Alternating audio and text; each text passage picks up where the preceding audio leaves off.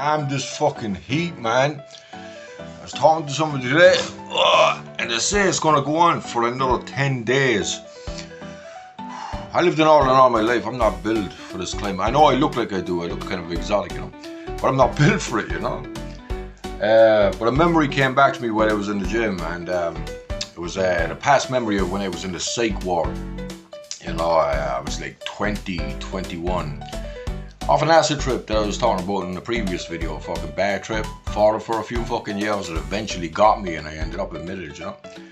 But there's people in there for loads of different reasons, but my fondest memory, I'd say, it'd have to be the fucking German guy. There was a German guy inside there, and he used to come down, and he used to come down in a colourful tracksuit with a little radio, a CD player, and he used to put it up on top of the table, and he started blasting fucking disco music, and he just started dancing, you know, you know what I mean? And I used to really fucking love watching him, you know what I mean? Because I used to find it very fucking funny, man, you know what I mean? That fucking entertaining. Now, you might think that's immature, like, but you have to understand, he was still practically a teenager, you know?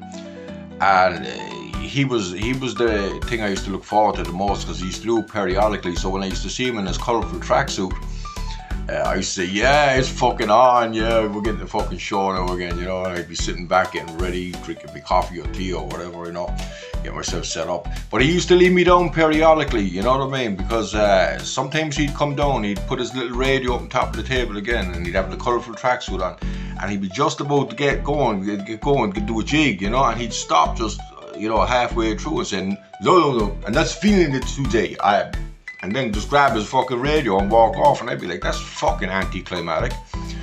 But yeah, that was my fondest memory, seeing him. Now there's people inside there for a load of different reasons. Like some are just exhausted, burnt out from work, you know, just got on top of them. Some of them in there for grief-related incidents. There's just some straight up fucking depression. You know, and you meet the best of fucking people inside there, you know, I did.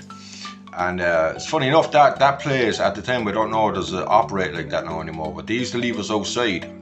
And there was, I used to go to shops and stuff like that. They used to allow us to order pizzas as well and all that kind of stuff. And I actually got away with a criminal charge as well, you know, because I was booting around the place on a motorbike and pulled by the shades, the cops.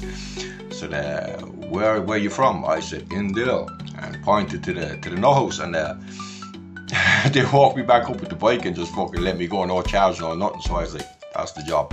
But me, being the thief that I was at the time when they used to leave us outside, I used to go to the off license and just rob bottles of wine.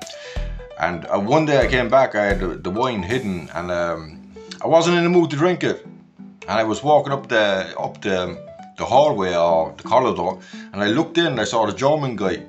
And I said, fuck it, I'll give it to him. He's been entertaining me for weeks now, you know what I mean? I felt like I wanted to give back, so I gave him the bottle of wine. And I went down to the TV room. And I was inside the fucking TV room, and a couple of hours later he came busted in. He must have really enjoyed the wine because he was so fucking grateful, you know, I mean, over the top grateful. He was like, oh, thank you, oh, you did so, you know, like I was after fucking giving him the gift of heaven or something, you know. And there was girls sitting around at the time, and boys, and they were looking, and there was you know, one of them actually turned, some of them good looking, one of them actually turned around and said, what the hell did you do for him? And I just said, oh, nothing, that's nothing, you know. And it's funny enough, as we all got discharged from the nut house, that same girl that said that, we ended up in a fucking relationship that went on for a year. So it's funny how things work out, isn't it?